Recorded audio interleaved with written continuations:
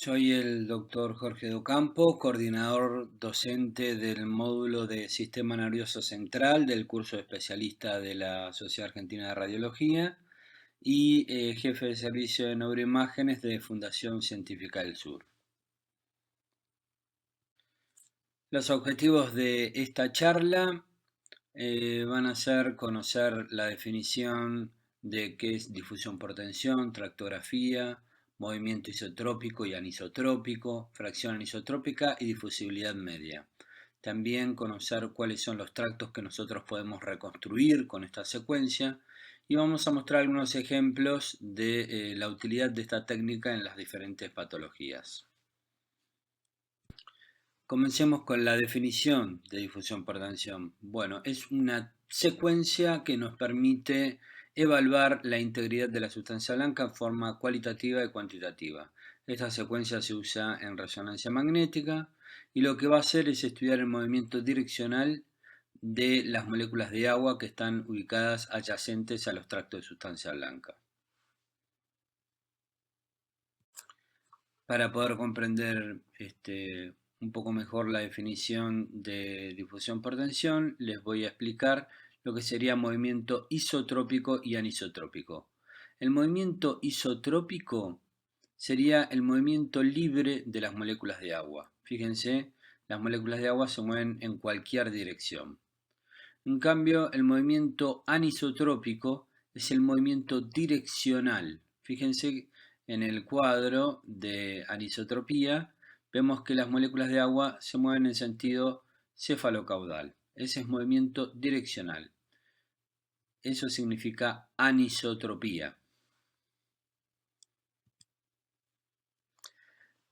La difusión por tensión, dijimos, es una técnica cualitativa y cuantitativa. O sea, en forma cualitativa nosotros podemos evaluar la integridad de la sustancia blanca con el mapa direccional color y también con la reconstrucción 3D de los tractos de sustancia blanca, que sería la tractografía. Esa sería la evaluación cualitativa. Pero tenemos una evaluación cuantitativa que es midiendo la fracción anisotrópica y la difusibilidad media. Ya lo vamos a explicar. Bueno, ahora les voy a presentar el mapa direccional color y les voy a explicar el por qué tienen estos colores, ¿no? Bueno, las moléculas de agua que están adyacentes a los tractos de sustancia blanca van a moverse en sentido paralelo al tracto. ¿Está? El tracto de sustancia blanca, imagínense los axones, van a hacer un efecto pared sobre esas moléculas de agua, ¿eh? Y esas moléculas de agua se van a mover en dirección al tracto, o sea, paralelas al tracto, pero en el lugar, no es que van a viajar por el tracto de sustancia blanca desde la corteza hasta el tálamo, no, no se imaginen eso, sino que es en el sitio donde están ubicadas esas moléculas de agua, el movimiento va a ser direccional. Si las moléculas de agua se mueven en sentido antero-posterior, por ejemplo, en los fascículos longitudinal superior, fascículo longitudinal inferior, eh, el color que se va a ver en la sustancia blanca en el mapa direccional va a ser color verde. Si las moléculas de agua se mueven en sentido transverso, el color va a ser rojo. Y si las moléculas de agua se mueven en sentido cráneo-caudal, el color va a ser azul. De esta manera nosotros podemos ver en el mapa direccional color los haces corticoespinales, en donde predomina el color azul porque son tractos de sustancia blanca que van desde la corteza hacia la médula, sentido cefalocaudal. Vamos a ver, por ejemplo, los fascículos longitudinales inferiores, que son tractos de sustancia blanca que van desde el occipital al temporal, entonces van en sentido antero-posterior o posterior-anterior. Y el cuerpo calloso lo vamos a ver de color rojo, también lo podemos visualizar con el mapa direccional color, porque son tractos que van en sentido transverso. El cuerpo calloso une ambos hemisferios, ¿no? Sustancia blanca que une ambos hemisferios cerebrales. De esta manera nosotros podemos evaluar en forma cualitativa la integridad de la sustancia blanca, viendo el color de la sustancia blanca. Si está presente el color direccional es que está sana. Como les dije, también existe una evaluación cuantitativa en donde podemos medir la fracción anisotrópica que va de 0 a 1. 0 sería isotropía, o sea, movimiento libre de la molécula de agua, y 1 sería anisotropía perfecta, o sea, movimiento direccional perfecto. El movimiento anisotrópico de las moléculas de agua es un movimiento elíptico, o sea, no es un movimiento rectilíneo. Tiende a ser rectilíneo, pero el movimiento sería elíptico, como ovalado, ¿me entienden? Hay una dirección dominante que puede ser cefalocaudal, transversa o anteroposterior y los oblicuos correspondientes. Pero el movimiento va a ser elíptico. Esto es importante tenerlo en cuenta. Yo no lo muestro en imágenes, pero se lo quiero comentar. Anisotropía perfecta sería movimiento rectilíneo. O sea, rara vez, yo les diría nunca, vamos a encontrar una medición de fracción anisotrópica 1. Siempre vamos a encontrar cercana a 1, 0,7, 0,7, 0,8. Eso es una fracción anisotrópica cercana a 1. Y el segundo parámetro que podemos medir es la difusibilidad media, que es el equivalente de la ADC. De la ADC, la difusión común del mapa ADC. Bueno, la difusibilidad media es el equivalente de la ADC. Lo podemos evaluar con la difusión por tensión. Lo que hemos visto en nuestra experiencia es que cuando la fracción anisotrópica desciende por debajo de 0,3, existe ruptura de los axones, infiltración axonal o desmineralización. Ruptura axonal, por ejemplo, en una injuria axonal o en un infarto, en donde hay muerte neuronal y destrucción de la sustancia blanca. Bueno, eso sería ruptura axonal. Infiltración axonal se ve, por ejemplo, en tumores, infiltrantes difusos, en los gliomas. Y desmineralización, obviamente, placas desmineralizantes. El descenso de la fracción isotrópica se encuentra en correlación con la pérdida del movimiento direccional de las moléculas de agua. ¿Está? Cuando ocurren estas cosas que yo les comenté anteriormente, ruptura axonal, infiltración axonal y desmineralización, la molécula de agua se va a mover más libre. Pues yo les comenté, los tractos de sustancia blanca hacen un efecto pared. Si ese tracto se rompe, la molécula de agua, como no tiene esa pared que lo hace que se mueva direccionalmente, se va a mover libre, va a tener mayor libertad de movimiento.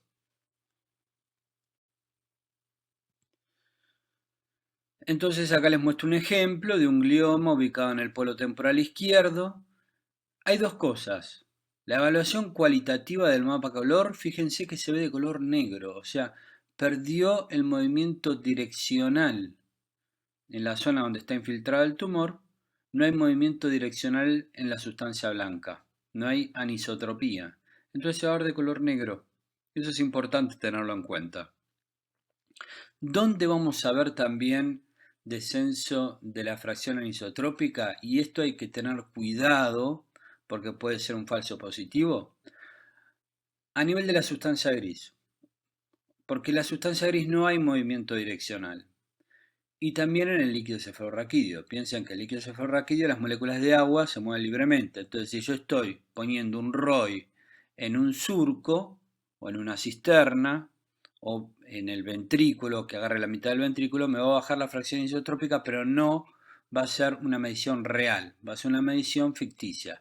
Lo mismo, si yo mido la fracción isotrópica a nivel de la corteza, va a estar baja. También va a tener valores de 0,2, 0,3, pero porque ahí no es habitual que exista movimiento direccional, porque están los somas neuronales. Bueno, volvemos al caso este. Este es un glioma del polo temporal izquierdo y vemos que el fascículo longitudinal inferior derecho, la fracción isotópica es de 0,4, un valor promedio normal, pero en el mismo lugar estamos midiendo en el lado izquierdo donde está infiltrado, donde está el tumor, y la fracción isotrópica es de 0,11. Fíjense cómo descendió en forma importante. Bueno, ¿qué es la tractografía? La tractografía es la reconstrucción en 3D de los tractos de sustancia blanca. Aquí vemos una tractografía de todos los tractos de sustancia blanca que podemos reconstruir. Faltaría reconstruir ahí el cíngulo, que estaría por encima del cuerpo calloso. El cuerpo calloso acá lo estamos viendo de color rojo. Los haces corticoespinales lo vemos de color azul. Y después, bueno, vemos un montón de tractos que después les voy a explicar. Acá estamos viendo la reconstrucción global de la sustancia blanca, ¿no? Se puede mostrar de esta manera.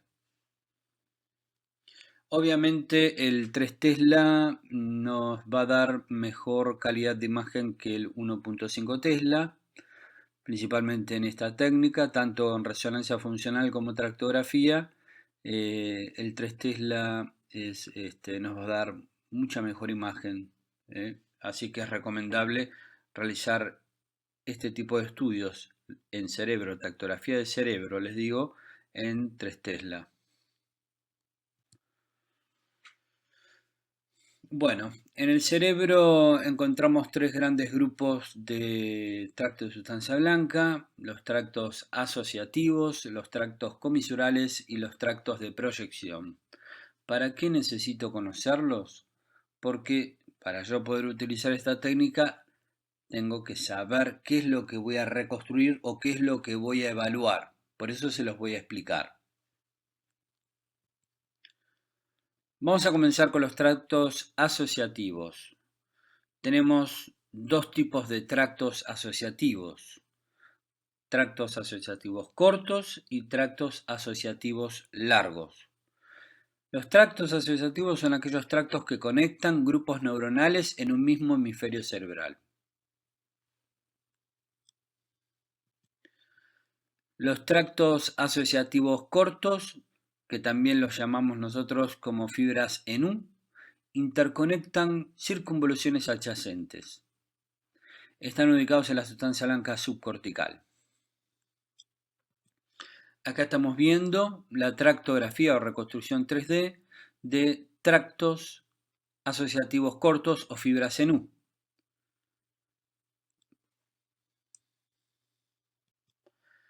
Los tractos asociativos largos conectan grupos neuronales más distantes, pero siempre en el mismo hemisferio. O sea, podemos decir conectan lóbulos. Los más conocidos o representativos son el fascículo longitudinal inferior, el fascículo fronto-occipital, fascículo longitudinal superior, fascículo arcuato, fascículo unciforme y fascículo del cíngulo. Todos estos tractos de sustancia blanca, todos estos fascículos, los podemos reconstruir con tractografía, los podemos evaluar. Aquí estamos viendo un ejemplo del fascículo fronto-occipital, que lo vemos de color amarillo. El fascículo fronto-occipital, como su nombre lo dice, une a los lóbulos occipital y frontal. Y el fascículo longitudinal inferior, que está de color verde, une al lóbulo occipital con el lóbulo temporal. El fascículo longitudinal inferior se encuentra involucrado en funciones cognitivas, emocionales, en memoria visual, también en el reconocimiento facial e identificación de objetos. El fascículo fronto-occipital se encuentra principalmente relacionado con el reconocimiento visoespacial y la semántica. También está involucrado en la coordinación de los ojos, manos y objeto.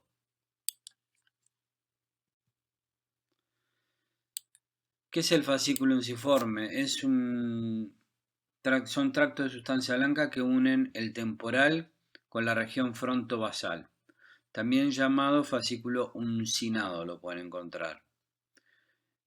este fascículo está involucrado principalmente en funciones de memoria y emociones. Participa en recuerdo de las personas, por ejemplo, en asociando nombres de un individuo con su cara y voz, regula emociones, ansiedad, así que es un fascículo muy importante en lo que es la patología psiquiátrica. Y acá les voy a mostrar el fascículo longitudinal superior. Este fascículo tiene 4 componentes, no lo voy a explicar, pero principalmente está involucrado en lo que sería la comprensión del lenguaje. También participa en la formación de gestos e imitación y tiene algunas funciones asociativas motoras, de coordinación motor.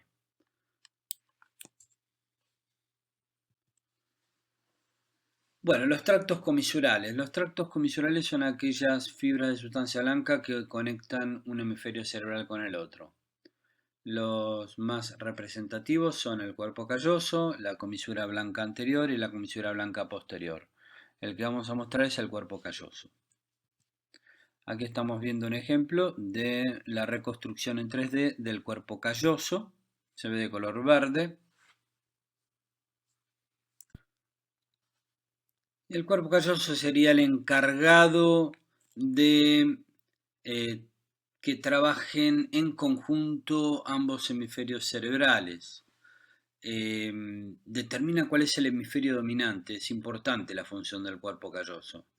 Se encuentra involucrado en procesamientos de funciones cognitivas y coordinación de movimientos bilaterales. Acá lo estamos viendo con color direccional al cuerpo calloso. Fíjense que le podemos poner un color, como en la foto anterior, color verde, rojo, el que ustedes quieran, y si no, el color direccional de las fibras. Por último, los tractos de proyección.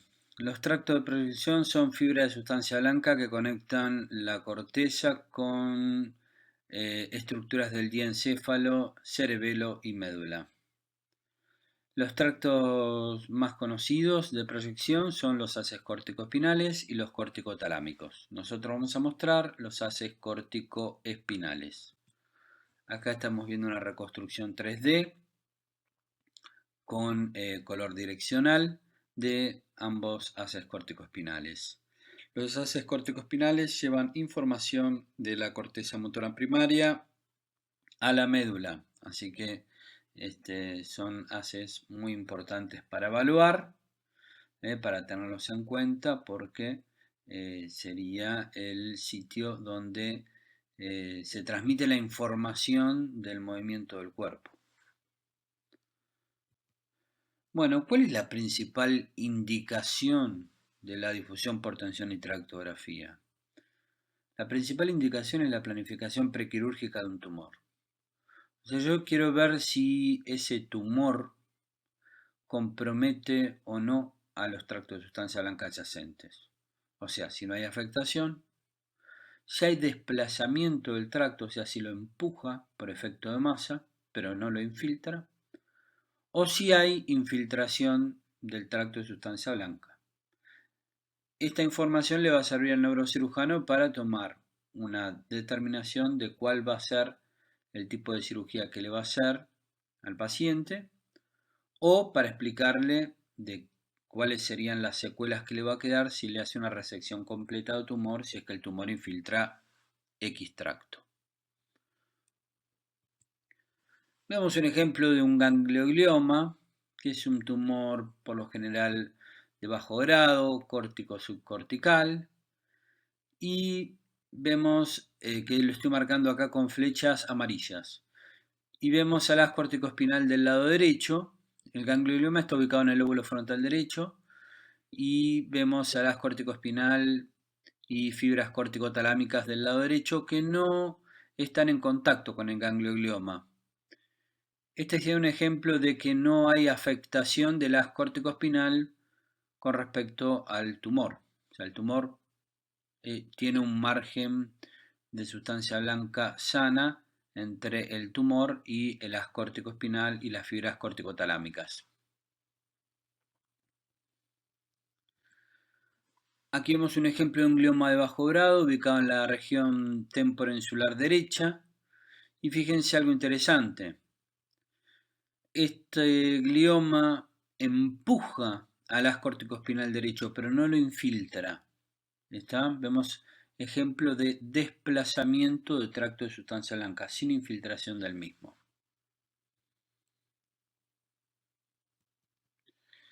Y aquí vemos el ejemplo que les monté anteriormente, pero con tractografía ahora, de lo que sería infiltración del tracto de sustancia blanca. Fíjense la amputación del fascículo longitudinal inferior izquierdo, cómo se ve en la tractografía. Yo no puedo reconstruir el fascículo longitudinal inferior izquierdo porque perdió su anisotropía.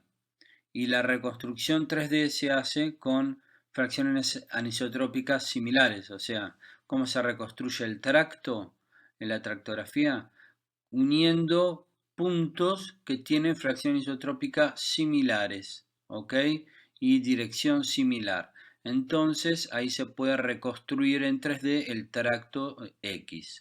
En este caso vemos el fascículo longitudinal inferior del lado derecho sano y el izquierdo se encuentra amputado por un oligodendroglioma grado 2, que es un glioma bajo grado, pero que ha infiltrado este tracto.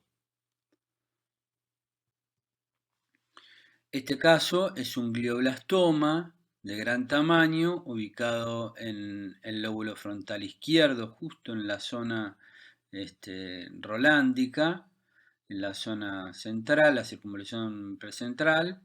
Y fíjense que hay infiltración parcial del haz corticoespinal, donde nosotros vemos, les marco ahí con la flecha amarilla, zonas en donde no se puede reconstruir el tracto de sustancia blanca porque hay infiltración. ¿Está? Entonces, cuando hay infiltración, se pierde la fracción isotrópica, desciende, como les dije anteriormente, y por ende no lo puedo reconstruir en la tractografía. El tumor lo estoy marcando con las flechas rojas. Vemos la evaluación cuantitativa de el área hiperintensa alrededor del glioblastoma. Piensen que el glioblastoma es un glioma, es el glioma grado 4, el más maligno de todos los gliomas, y este puede llegar a infiltrar al parénquima hasta 4 centímetros distal al margen tumoral. O sea, las zonas de edema que nosotros vemos alrededor del glioma, de este glioma de alto grado, pueden estar infiltradas. Lo que vemos en este caso es que hay un descenso de la fracción isotrópica por infiltración de la sustancia blanca adyacente al glioma, donde hay edema, supuestamente, entre comillas, también hay infiltración porque hay descenso de fracción isotrópica. Cuando hay descenso del mapa de ADC, o sea, descenso de los valores de ADC, en el edema vamos a encontrar celularidad. Y cuando hay aumento de los valores de ADC, vamos a encontrar la presencia de edema vasogénico. Esto nos permite también utilizar el parámetro de ADC. Recuerden que la difusibilidad media era el equivalente de ADC. Entonces, esto nos va a permitir también poder saber en forma cuantitativa o orientarnos en forma cuantitativa si ese edema perilesional está infiltrado por neuronas o ese edema vasogénico solo. Porque la fracción isotrópica va a bajar tanto en la infiltración como en el edema vasogénico. Obviamente va a bajar más en la infiltración, porque pierde el movimiento direccional. Pero la ADC nos va a permitir o nos va a ayudar a diferenciar de si hay células malignas en ese edema vasogénico o hay solamente edema vasogénico. Aquí vemos un ejemplo de un astrocitoma pilocítico ubicado en un sitio no habitual, o sea, en la región mesencefalotalámica. Es una lesión sólido-quística heterogénea y vemos cómo va a tener el comportamiento en la tractografía. Vemos los fascículos fronto-occipitales y longitudinales inferiores fusionados del lado derecho e izquierdo, cómo rodean a la lesión, o sea, pero no hay compromiso de los mismos. Y acá vemos los haces córtico-espinales y córtico-talámicos, cómo están empujados por el tumor. Fíjense cómo el tumor impronta sobre los tractos de sustancia blanca. Lo que sí constatamos es que hay compromiso del cuerpo calloso, principalmente a nivel del rodete. El sector corporal posterior y el rodete del cuerpo calloso hay menos tracto de sustancia blanca. Bueno, otras indicaciones de la difusión por tensión y tractografía, vamos a ver ahora algunos ejemplos. También sirve para la evaluación prequirúrgica de otro tipo de patologías que no sean tumores propiamente dichos. Y vamos a ver ejemplos de qué es lo que vamos a encontrar en, por ejemplo, esclerosis múltiple, patología epiléptica, etcétera. Aquí vemos un ejemplo de una displasia cortical frontal izquierda, que la estoy marcando con flecha amarilla, y podemos con la tractografía ver la relación que tienen los tractos de sustancia blanca adyacentes a esta displasia cortical. Vemos el haz corticoespinal izquierdo de color celeste, que está en íntimo contacto con la displasia cortical, y lo mismo los centros semiovales del lado izquierdo de la fibra CNU, como están obviamente adyacentes a la displasia cortical. Esto le da una orientación al neurocirujano si lo quiere operar, bueno, qué compromiso puede llegar a tener o no con la cirugía. Vemos un ejemplo de sustancia gris heterotópica ubicada en el centro semioval derecho, en la secuencia volumétrica T1, yo lo marco ahí con flecha blanca, sustancia gris en el centro semioval derecho. Y les estoy mostrando un mapa de fracción isotrópica, o sea, hay equipos en donde nos permite reconstruir el mapa de fracción anisotrópica. Cuanto más elevada es la fracción isotrópica, el color va a ser eh, más cercano al rojo, y cuanto más baja la fracción isotrópica, el color va a ser más cercano al azul y negro. Depende, obviamente depende el mapa de colores que usen. Yo le digo con el mapa Rainbow. En este caso lo que estamos viendo es que en donde está la heterotopía hay un descenso de la fracción isotrópica. Lo vemos en forma cualitativa. Les marco con la flecha azul cómo se ve de color azul la sustancia blanca, que debería tener habitualmente un color más verde amarillento. Compárenlo con el centro semeval izquierdo, que está sano, y van a notar la diferencia. Sería una evaluación cualitativa de la fracción anisotrópica, utilizar este mapa. Vamos a ver qué ocurre con la esclerosis temporal mesial. Vemos una esclerosis temporal mesial del lado derecho, la marco con flecha blanca, hay una reducción del volumen de la formación hipocampal derecha y hay un incremento de intensidad de señal de la misma. Así que ya, digamos, con este T2 tenemos el diagnóstico. Paciente generalmente viene con crisis parciales complejas. ¿Y qué es lo que vamos a encontrar en la difusión por tensión y tractografía? Vamos a ver pérdida de coloración. Miren, en el mapa direccional color probablemente no encontremos nada patológico. O sea, cualitativamente lo vamos a ver normal. ¿Ok?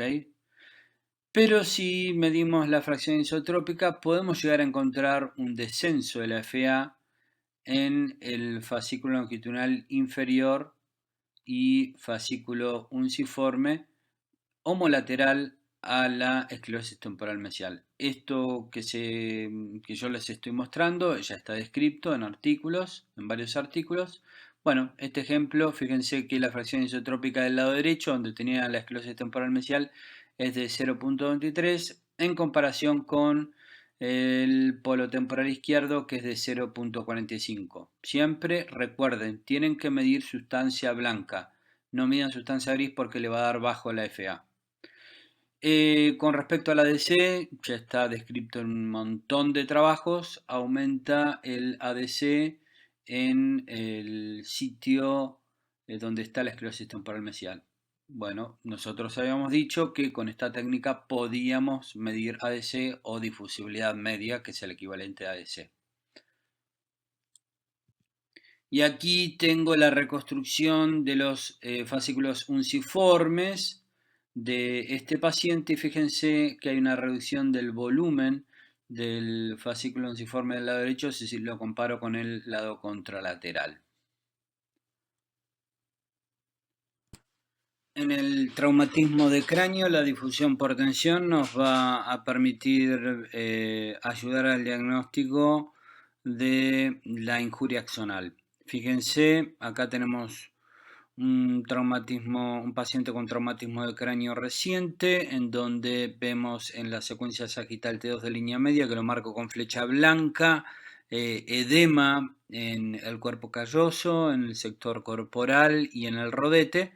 Y cuando medimos la fracción isotrópica en el mapa direccional color, vemos una FA de 0.2, o sea, descenso a la fracción isotrópica. Esto es porque se rompen los tractos de sustancia blanca, la injuria axonal es la ruptura del tracto de sustancia blanca debido a este mecanismo de aceleración y desaceleración brusca, y al romperse esos tractos de sustancia blanca, las moléculas de agua se mueven con mayor libertad, no tienen esa pared que hace que se muevan direccionalmente. Hagamos otro ejemplo de una secuencia ecogradiente en un paciente con traumatismo de cráneo, donde vemos puntitos hipointensos en la sustancia blanca subcortical. Esto nos sugiere la presencia de microsangrados de injuria axonal.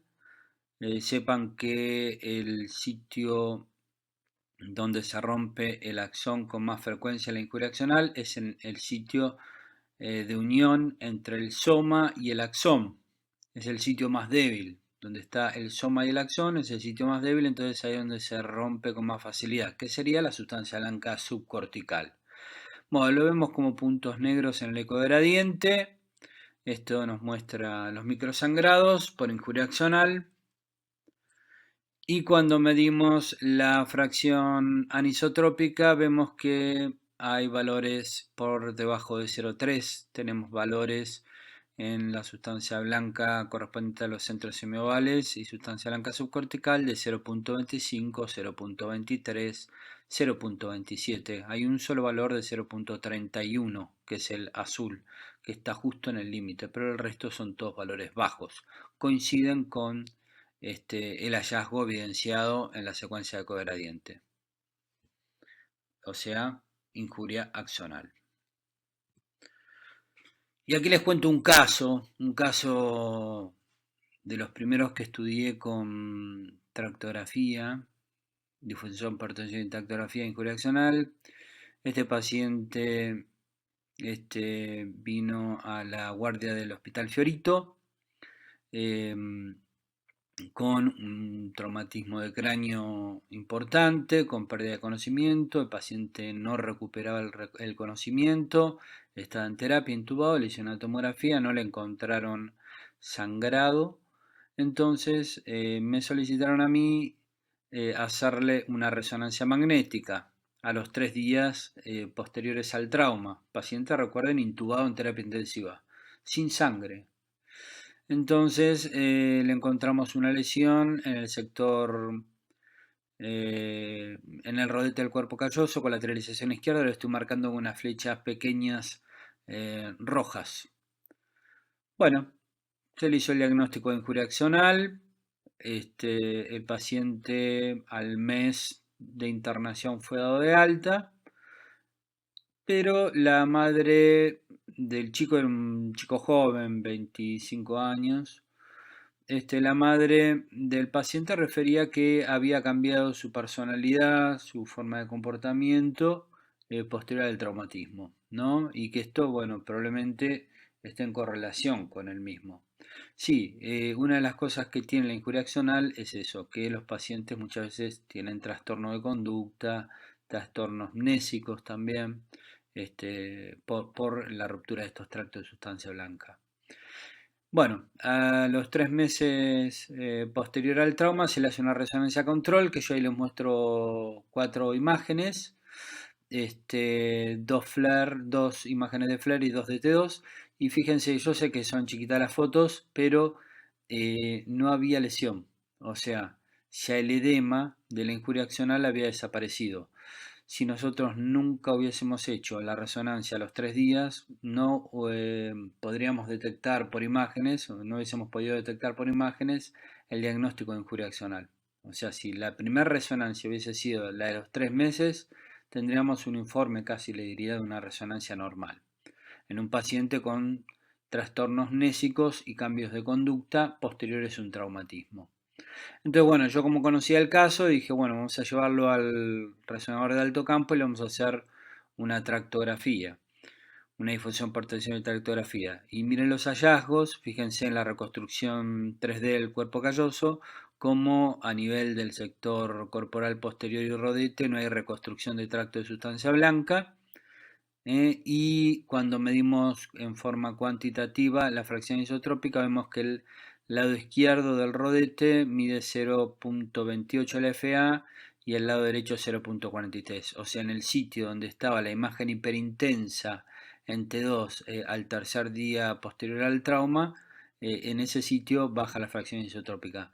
O sea, tenemos hallazgos patológicos en la difusión por tensión y tractografía 3 meses después posterior al trauma, que en una resonancia convencional no lo vemos. Así que es interesante el caso como para mostrar un poco la utilidad de la técnica en este tipo de patología. Me imagino que la diapositiva anterior la van a escuchar una sola vez, que no la van a volver a escuchar porque es larga. Pero bueno, quería comentarles la historia, era interesante el caso, y bueno, como fue la primera experiencia que tuve con injuria axonal y tractografía. Bueno, en la esclerosis múltiple tenemos acá un ejemplo, les estoy mostrando de paso para repasar un sagital y un axial, dos pacientes diferentes totalmente. Vemos una placa activa con flecha roja, se las marco, en donde vemos la lesión desmilizante y el edema inflamatorio periférico. En cambio, la placa antigua, la marco con flecha amarilla, no tiene ese edema. ¿Qué es lo que ocurre con la difusión por tensión y tractografía? Bueno, en los sitios donde están las lesiones desmilizantes hay ruptura axonal. ¿Está? Puede haber ruptura axonal. Primero, hay ruptura de capa de mielina. Entonces, como hay desmilinización o ruptura de capa de mielina, las moléculas de agua se pueden mover un poquito más libremente, o sea, va a bajar un poco la fracción isotrópica. Y si hay ruptura axonal, que puede existir en casos más severos, lesiones más comprometidas, va a haber mayor libertad de movimiento de moléculas de agua y pérdida de anisotropía. Por ende, en el mapa color se van a ver de color negro, o sea, van a perder su color direccional, porque pierden su anisotropía. Aquí les muestro un ejemplo, no sé si se llega a ver los valores de la fracción anisotrópica, pero están descendidos en los sitios de donde se encuentran las placas desmilizantes. Vemos valores por debajo de 0,4, 0,3, algunos casos valores descendidos. Este es un mapa de fracción isotrópica. Recuerden, no es el mapa direccional color, es el mapa de fracción isotrópica. Está con escala de color rainbow y donde el rojo es fracción isotrópica elevada, cercana a 1, y el azul es fracción isotrópica cercana a 0, o sea, isotropía. Con respecto a tractografía y difusión por tensión en médula, hay varias utilidades relativas, pero bueno, la que es más solicitada, al menos en este tiempo, es para ayudar al diagnóstico de mielopatía compresiva. Entonces lo que vamos a hacer es medimos la fracción isotrópica de la médula y vamos a ver que en el sitio de compresión de la médula desciende la fracción isotrópica. En este caso, el sitio en donde está la hernia, que es a nivel 3, 4, C5, C6, la fracción isotrópica desciende a 0.4 y en el resto de los niveles está con valores por encima de 0.7 más o menos. Entonces es una manera cuantitativa de evaluar mielopatía compresiva. Bueno, existen más indicaciones relativas de utilizar esta técnica, pero no les voy a explicar para que no se haga tan larga la charla. Como conclusión, la difusión por tensión y tractografía es una técnica que nos permite evaluar en forma cuantitativa y cualitativa la integridad de la sustancia blanca, recuérdenlo. Su principal indicación es la planificación prequirúrgica de un tumor o un proceso expansivo cerebral, y tenemos que conocer obviamente la anatomía topográfica y cuáles son los tractos de sustancia blanca que podemos llegar a reconstruir o evaluar con esta técnica. Bueno, espero que les haya servido la clase y estoy a su disposición frente a cualquier consulta.